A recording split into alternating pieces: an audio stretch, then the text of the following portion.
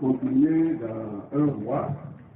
Ce soir, nous allons voir le 18e chapitre. Il est un peu long, nous allons le lire. Et demain matin, si Dieu le veut, nous allons voir une bonne partie du 19e. Mina inu ko to akọluwe lọmẹ to weja ye we ko we ta ko we ato we mina no apakore ebodi se gba mina ti ai bo yen kuno juro to so mina to nuko ito me. Je commence la lecture. To bibe ke ki ti ai ke lo. Un roi 18. Akọluwe tita ta eto ko we awito. Bien des jours s'écoulèrent et la parole de l'Éternel fut adressée à Élie dans la 3e année. Aga tutu le ko jua yi bo ko mado ko do to so yin di don la ile bo alo eke me to we ken pe akoto me. Va, présente-toi devant Akab et je ferai tomber de la pluie sur la face du sol. Yi, bo do de we ke ai so awo ke ato nu ko eke ya akolu akabiton. Onye na so ejikun jado nu kume ai gbaton. Élie alla pour se présenter devant Akab. Bon, Élie so yi bo ido de ke ai ke ya akolu akabi. La famille était grande à Samarie. Il couvert clos to Samaria to me. Et Akab fit appeler Abdias, chef de sa maison. Bon, Akabi yiro ke Abdias yo ga o kwe to beto. Oh, Abdias craignait beaucoup l'Éternel. Ye ka po Abdias ne le medewe tindo buddhiste susuna okuno. Et lorsque Isabelle extermina les prophètes de l'Éternel, Abdias prit 100 prophètes qu'il cacha 50 par 50 dans une caverne où il les avait nourris de pain et d'eau. Bon, when we Isabelle to eke doda ido to mado kudo to le husudo Abdias be ke doda ido to kaweko bo hula e kande a o do eke sesro do nuvu aweme bo so ye ke ni akla ko sipo to nudu nai. Akab dit à Abdias, Akabi donna Abdias demain. va par le pays vers toutes les sources d'eau et vers tous les torrents. Yi, bon to lo popete me. Bo ipo ke ya fitan bo sin tole po, bo ke to kla tele po. Peut-être se trouvera-t-il de l'herbe et nous conserverons la vie aux chevaux et aux mulets. Boya, mina mo ke yo beto fide.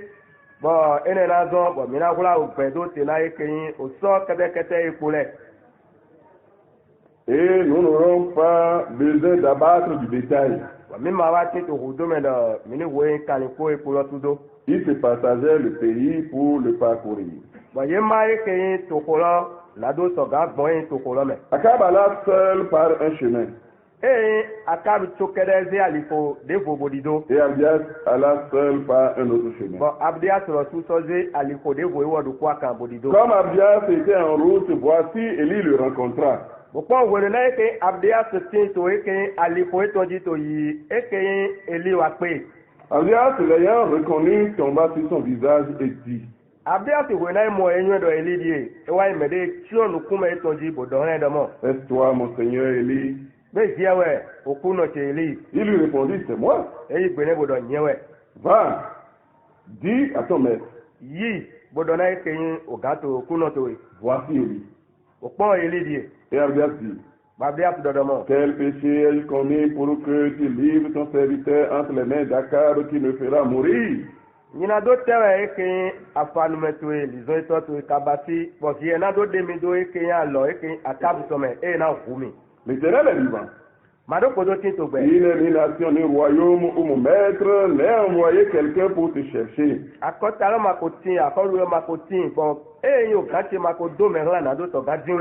quand on disait que tu n'y étais pas, il faisait jurer le royaume et la nation que l'on ne t'avait pas trouvé.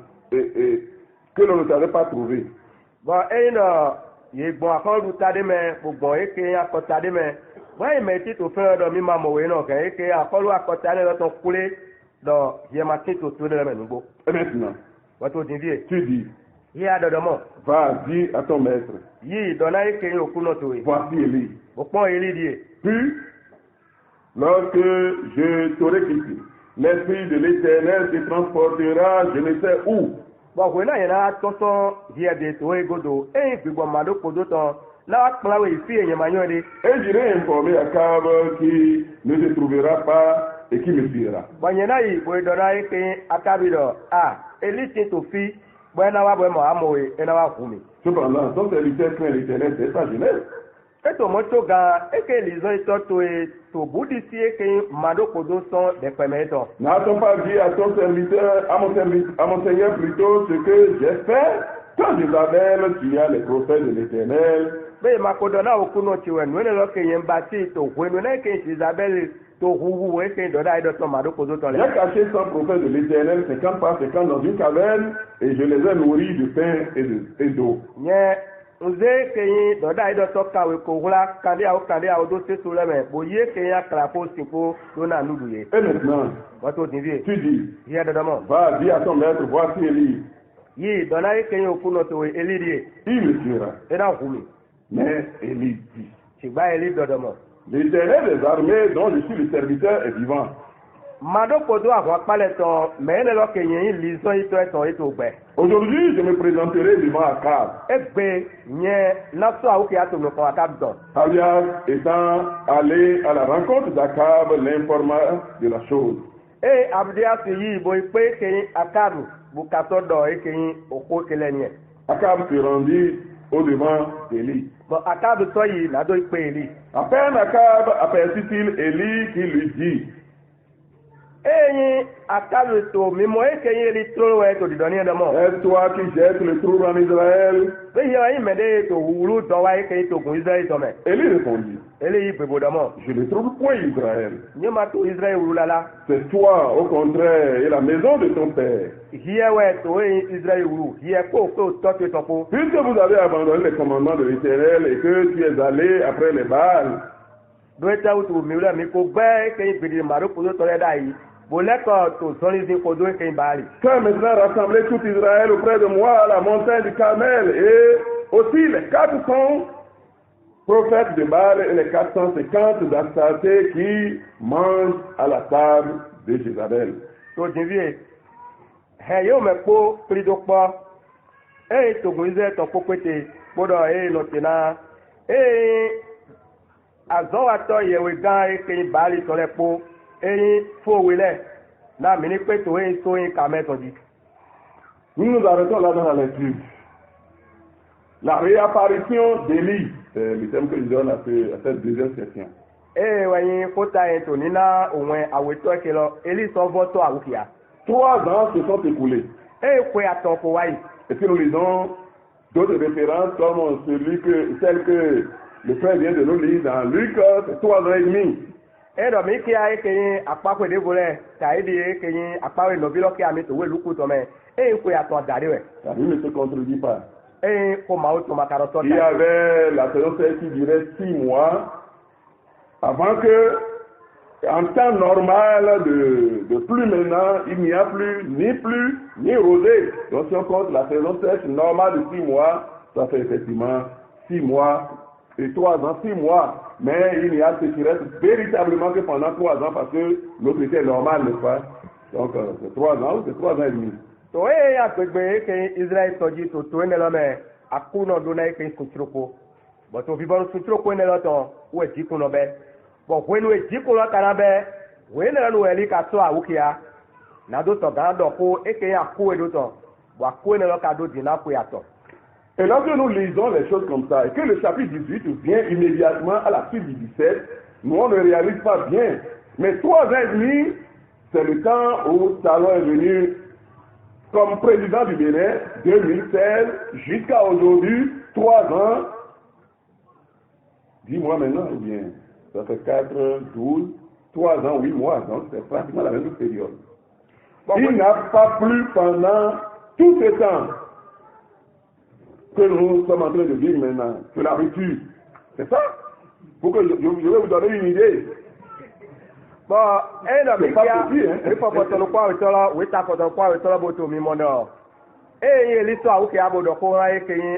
akabi. Otu we bokwe we aweto. We tako we ato imodo. Eliso go to awukia. Mmano mo nuku je ke ngunu wa ilogo. Shigba ino ipo ngunu eke lo ko ya to daba ti wete. Bo akudo kakana yin ko ya to da. We na mi je lo ko mi to ngo. E ba ti ngunu eke yin akalu taron to ga taron eke gaji.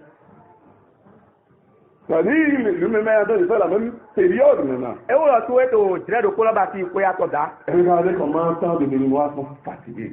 Mais pourquoi les Béninois sont mérités à Bopedo? Tant sont en train de dire, mais quand est-ce que la rupture va prendre fin? Bon, mais tout est au direct, je ne suis pas venu faire la politique, mais je vais vous faire une comparaison pour que vous viviez la chose. Wetanu achepe paero ekala wa tadu etome mawae to hodi lo tin ko do la megbe ti gba ndoto nudiza nugo ba tena mi ni mo nukun je nulo bo. Alors la famille est restée 3 ans et demi.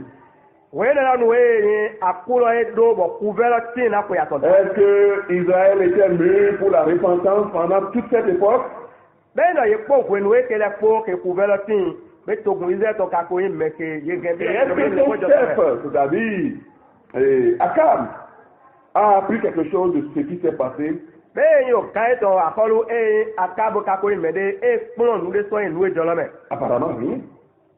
Et no ye po to nu di jolo me. Parce que lorsqu'il a vu Élie, donc when we mo e ke Élie, sa première parole c'est quoi? E faut que to tita etewe. Parce que depuis que Élie subitement, soudainement est venu au palais, je ne sais même pas, en brisant tout le protocole, des gardes s'est présenté et il lui a dit, il n'y aura plus ni rosée, sinon ma parole, et il est parti.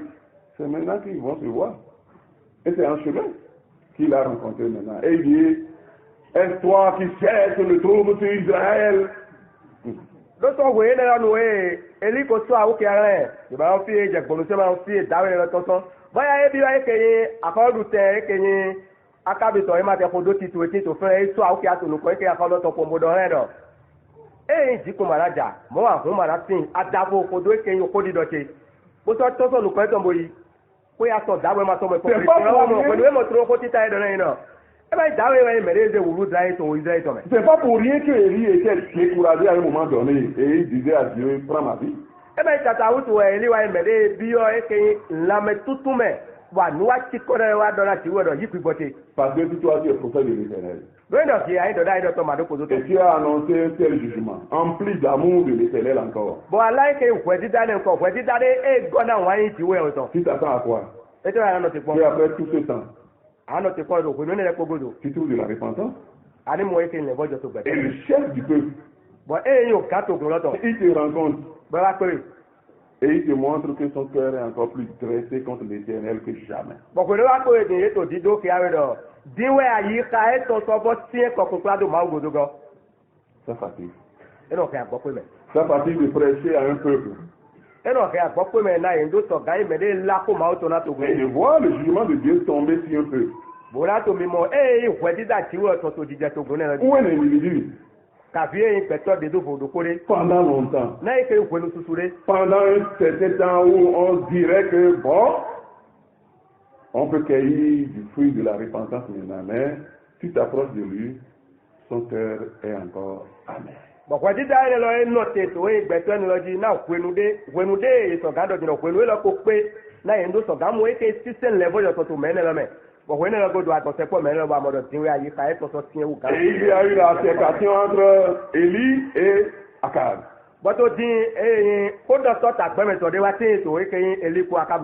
Akab enfonçant encore l'épée, c'est toi plutôt. Et ça ne date pas de toi. Ça ne date pas de ton temps, mais c'est depuis ton père, Jéroboam, en passant par Nadab et Baïcha, etc. jusqu'à toi. Bon, Élie kana yi bene dimbo na do. O, e ma yin we ti gba, to gbo to leju we be so ma ko to we be so. So to gbo to leju we be so keka je ko to. C'est vous qui troublez l'Éternel. Bon, mi wule ka yi mede. Israël plutôt. Bon, mi wule yi mede to kun Israël to hewlu. Puisque c'est vous qui avez abandonné l'alliance, abandonné les commandements de l'Éternel. Donc, mi wule egbe ke ya le maro ko to dai. Mi wule egbe ke gbedide to le dai. Et maintenant, je te demande. Moi, to tin vie yen to de la we do mo.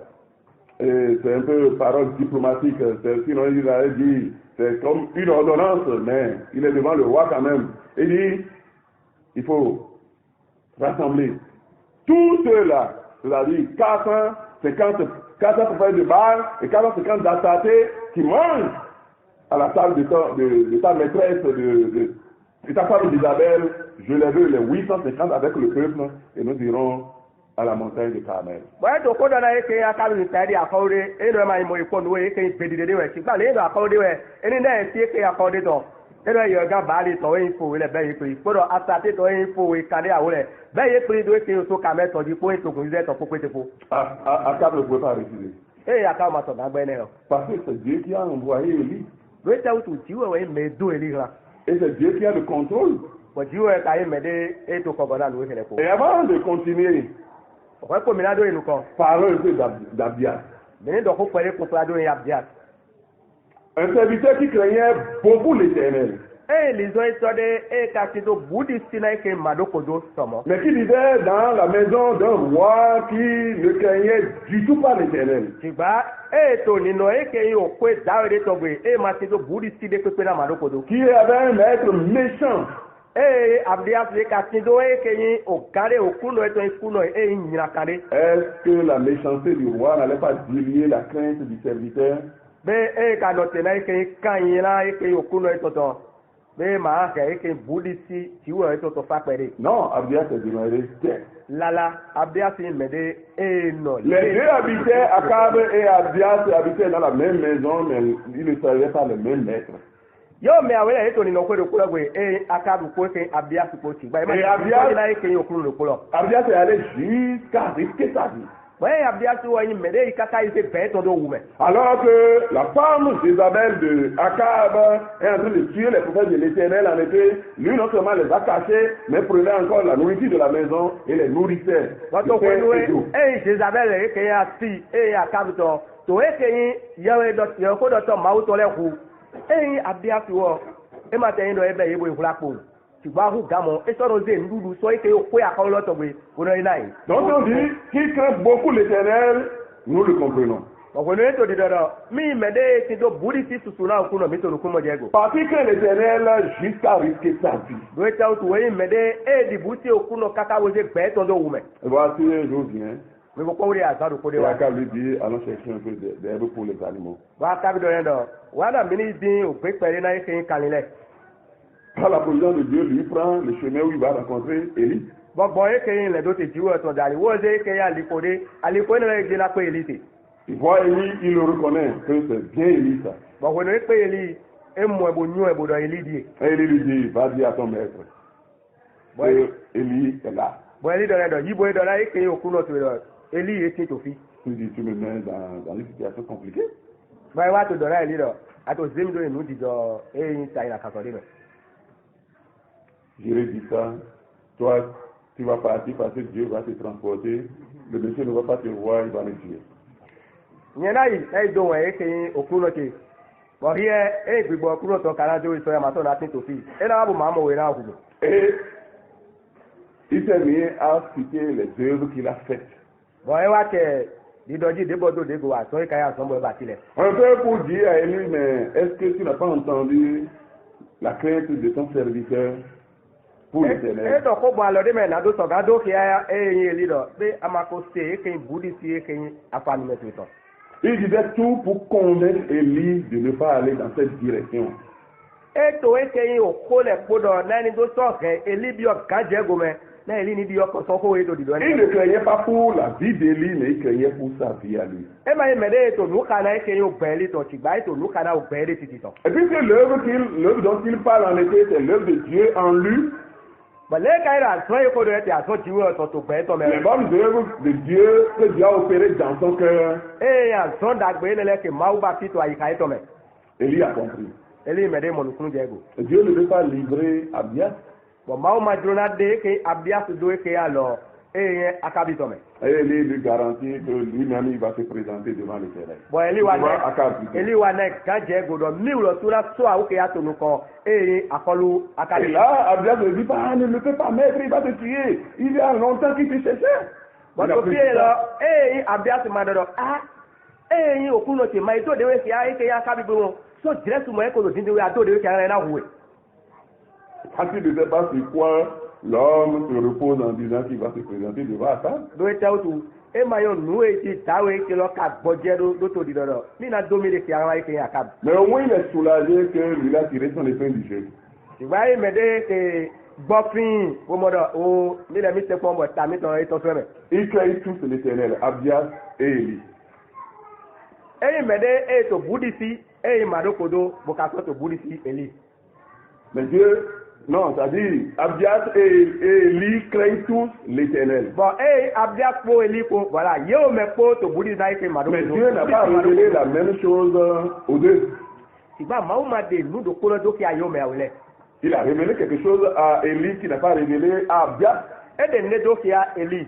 Bon, nous ka de do kia eli ne ma de do kia Abdias. Et chacun va selon la révélation que Dieu lui a montrée. Bon, do kolo ko etɔlɛ kato nuwa kodo de do kia mɛ ke maaw de do kia la ye. Et il se respecte dedans, n'est-ce pas? Bon, ye kasɔ to o sina ye de lɛ to aliko ne la. Puisque Abdias ne sait pas ce que Dieu a révélé à Élie, en effet, il n'est pas là pour le persuader de ne pas y aller, le dissuader de ne pas y aller. Bon, le yin do Abdias mayon nu e mado kodo ka de do kia la Eli. E ma me de ti to feeding to nuwa. Na do do na e ke Eli do. E o ma so o kia to nu ko to lo ka vi na do na ka je go Eli do yi nu ko to. Dieu protège les siens. Diko ye kwe no hula ye kenye to le. Et il a toujours l'œil sur ses enfants. Bon, nous ko to tin to ye me kenye to le jo fi to le. Et il ne les éprouve pas au-delà de leur capacité. Bon, e ma no kule ye ko ze ke nu go pipe ye to bo. Et voici, Élie s'est présenté devant Akab. Mais bon, quand on dit Eli, il doit de Kiara Akab. Mais qu'est-ce que lui-même cherche, Élie? Et tel Eli le sous-kato, je dis. Il a dit dans le verset 19. Et donc, nous disons que tu es qu'il pour dire quoi ou de quoi. Il cherche deux choses. Nous avons eu tout dit. Il cherche l'état dans lequel le peuple est. Il cherche à voir l'état dans lequel le peuple est. Et tout dit, Namon Kunje Gobonyo et Nino et Metogolo Katinte. Et deuxièmement, il cherche les coupables. Et tout, et Wawuto et dit. C'est-à-dire les premiers coupables. Et Wawuto Titale. Les 400 prophètes de Baal, les 450 d'Astarté. Et Oyewega, Foui, Bali Tole, Kodo, Foui, Kandéao, et Astarté Tole. Et il faut que les coupables soient punis. Et vers la fin du chapitre, en effet, les coupables, une partie des coupables ont été tués, c'est-à-dire les 400 de Baal ont été égorgés. Mais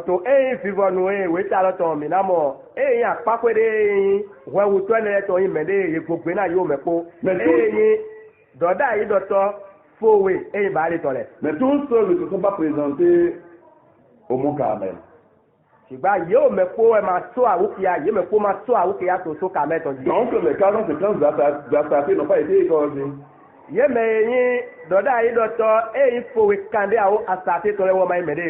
Donc tous les coupables n'ont pas été éliminés.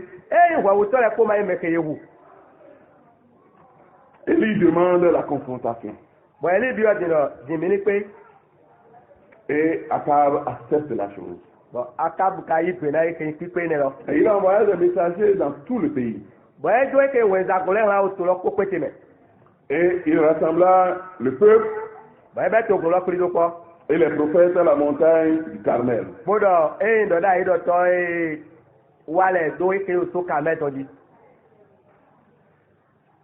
Alors Élie s'approcha de tout le peuple, verset 21. Et dit, jusqu'à quand boiterez-vous des deux côtés?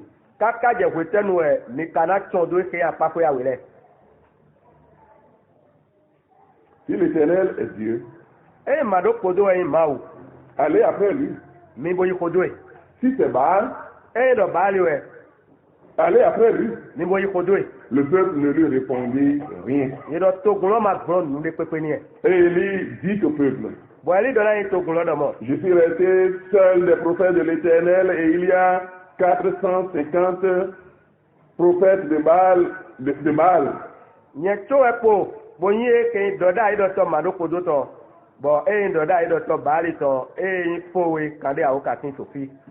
Et il dit que l'on nous donne 2 taureaux. Qu'ils choisissent pour eux l'un des taureaux. na ye wolo tu le enibo de dopo na ye to eke kani awe Qu'il le coupe par morceaux et qu'il le place sur le bois sans y mettre le feu. yeni jawo la eto kete na enibo be do eke atine di maze mi odo grona Et moi, bonye je préparerai l'autre taureau bonye na wule awura ye kani awe tolo et je le placerai sur le bois sans y mettre le feu. bonye la tu gana ze do eke na keleji maze eke mi odo grone Puis invoquez le nom de votre Dieu. to ko ene lo godo mi bo da kwa yiro eke onyi ti yakwe mi toto Et moi, j'invoquerai le nom de l'Éternel. bonye na da kwa yiro onyi mado kodo to Et le Dieu qui répondra par le feu, c'est celui-là qui sera Dieu. bon yakwe ne lo kana si ogbon eke mi o dali na na godo ko mi o dali e wo lo na ti ko yakwe Tout le peuple répondit en disant, c'est bien. bon to gun lo ko pete yi gbebodo enyo 3 minutes se sont écoulées. ko ya to da e ko wai Et Israël n'a pas reconnu que c'est l'Éternel qui est encore Dieu. bon to gun ize to ma ko monukun je godo mado kodo e ti ko yakwe Il cherche un signe.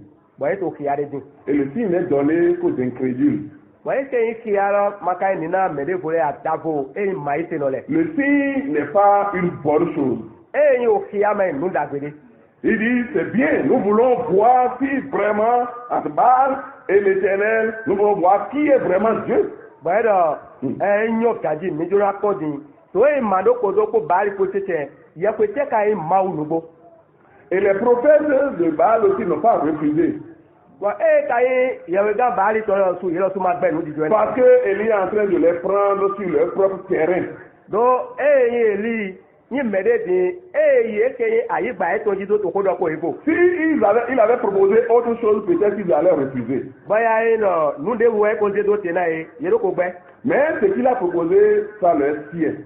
ṣùgbọ́n nùkẹ́ ẹ̀dẹ́ tó tẹ̀ náà yẹrọ ẹ̀yọ́ nùkún yẹn tó Parce que Baal, non seulement est le dieu de la fertilité, le dieu de la pluie, mais c'est aussi le dieu de la foudre. Qui dit pluie, dit foudre aussi, n'est-ce pas? do ẹ̀yìn báàlì lọ ẹ̀ máa ń lọ ẹ̀yìn ìyàwó ìdínkù tọ́pọ̀ ìyẹ̀pẹ̀ àkótọ́pọ̀ ìdíjẹ tọ́pọ̀ ṣùgbọ́n ètò yẹn ké ìyẹ̀pẹ̀ ẹ̀yìn tó yẹn wọn àtọ̀ kẹ́bí tó tó amẹ́ríkà dọ̀ dínkù ẹ̀dọ̀ kẹ́bí tó. Lorsque Élie a dit, le Dieu qui va répondre par le feu sera le vrai Dieu, là, les 450 prophètes de Baal disaient, mais oh, si c'est le feu seulement, il n'y a rien à faire. Bon, when we lead to the other, Yakwede, Yawe Kanana, Bodo in Asio, Mio Dali, and when I take away, Doda Idoto, Balito, 4 weeks, Kadia, with a head. You know, Bali, and Yakwe, Mioto, to guide my demand. Et Élie leur dit encore, vous prenez le devant. But I didn't know. Prenez l'avantage. Nous l'avons dit, when I can come here, Là encore, c'est general. To faire to New York. parce que si c'était Élie qui a pris le devant. Donc, Élie va quand même mettre ta idée.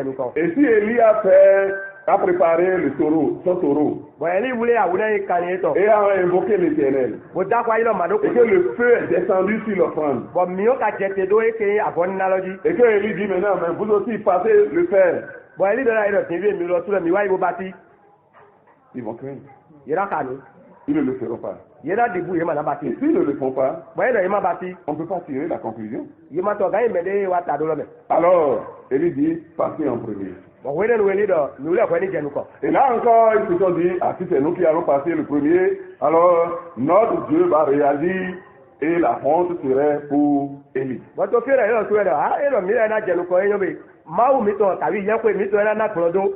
Bon, il y a un élito. Ils ont pris le taureau de leur choix. Il a tout les ponts quand il y a Willem, bon, il a tout des caniers. Et ils ont bien préparé. Bon, il voulait avoir un candi. Et c'était pratiquement autour de midi, lorsque le soleil est au zénith. Bon, il y a tout là bâti, il y a un maman au Wata. Si c'est très tôt le matin, Et la folle pour on va dire non, il fait trop frais. il a donc, si pas si toi, il me bat. Mais c'est un temps propice aussi. Et il a ben noué, il a un peu de la folle d'agréer. Et vous connaissez l'histoire. Bon, mais il y a un talent. Ils ont commencé par invoquer Baal. Ouais, tu as pas vu le bal, il dit. Baal ne répondait pas.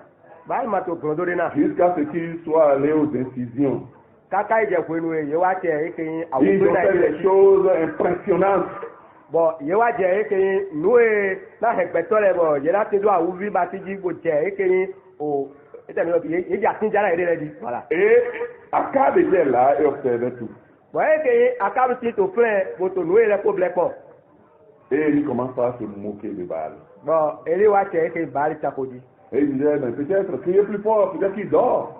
Bọ́lá dọ́ra yìí rọ̀, èyí ò mi dákwádé jùlọ gbọ́, bọ́yá ẹ̀sìn gáyìí rọ̀ àmì lọ́dọ̀ ẹ̀. Peut-être qu'il est en voyage. Bọ́yá ẹ̀sìn gáyìí rọ̀, èyí tó mẹ́rin wẹ̀ péjì sọ ẹdí Et mẹ́rin. dans le rivière, il est écrit, peut-être qu'il est en train de faire ses besoins, c'est-à-dire qu'il est allé aux toilettes. tó èyí ògbé mẹ́kọ́ yìí kíkà ló jẹ̀nu kọ́mẹ́, èyí tí mẹ́rin lọ tó di dọ́kpọ̀ rọ̀, bọ́yá ẹ̀sìn gáyìí rọ̀, o nugodo ẹgbẹ́ ẹbọ ẹ̀yìn nàdó yìí nugodo, bọ́yá ẹ̀sìn gáyìí àdọ́ ẹbọ ẹ̀yìn àdọ́ kúgbé. Peut-être qu'il est en train de gérer une diarrhée et qu'il ne vous écoute pas. Bọ́yá èyí òdì ayédè báyìí wẹ̀ dé.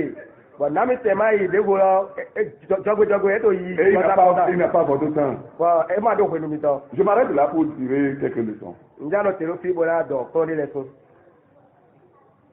Les idoles auxquelles nous nous attachons Bó tí wọ́n yẹn lẹ́yìn gòmí sẹ́kúdó. ne valent rien. Yé máa yẹn nílé pópé. Elles ne valent que ce que notre intelligence dit d'elles. Ẹnu ẹ̀ ti do pípẹ́ yé ti lórí yìí. Pípẹ́ yé ke àyíká mi tọ̀ nílẹ̀ mi tọ̀ dọ́là mi lọ ẹ̀ ti do lẹ̀. Elles ne sont absolument rien. Yé máa yẹn nílé pópé. Elles n'ont aucun pouvoir. Yé máa ti do kú lórí pópé. Et pourquoi nous les craignons encore? Bọ́n tẹ́ tu ẹ̀mí ká pẹ́ sọ́ kótó nù kálá yẹ tó búdi sí yẹ. Et pourquoi nous attachons à elles? Bọ́n tẹ́ tu ẹ̀mí ká ẹ̀mẹ́dẹ́ tẹ́ kótó yẹ kó sọ̀mọ́. Et c'est toutes les idoles. Bon, bó tí ọ lẹ kpọ̀ ẹ̀. À commencer par l'homme lui-même, Bẹ́tọ̀ yìí gbẹ̀tọ̀ lọ sún pàpà yìí. qui est sa première idole. Nọ̀tẹ̀ náà ké bó tí ọ lẹ lọ sún títọ̀ títà. L'homme lui-même est néant. Gbẹ̀tọ̀ lọ sún nùbọ̀ ẹ̀. Il n'a aucun pouvoir. Kó lọ́dẹ̀ máa tẹ̀ tó mẹ́. Il est fragile. Nùdé wẹ́dẹ́. Il s'évanouit comme un son. Nùdé juwa yìí sáyà lé ògbédé lọ́dọ̀ nùbọ̀ ọ̀nà nàbọ̀ Et pourquoi tu veux le prendre pour Dieu? Bẹ́tẹ̀ tu yà ká jóná zé sáyà yẹ pé. Et pourquoi tu te prends pour Dieu? Bẹ́tẹ̀ tu yà ká zé sáyà jí kó yẹ pé. Et pourquoi nous cherchons à nous prendre comme le centre de toute la terre? Bẹ́tẹ̀ tu yà mí kárọ̀ zé mi lé sáyà mi wẹ̀ kí tó àkọ́kọ́ jí ké àyígbá yìí lọ́tọ̀.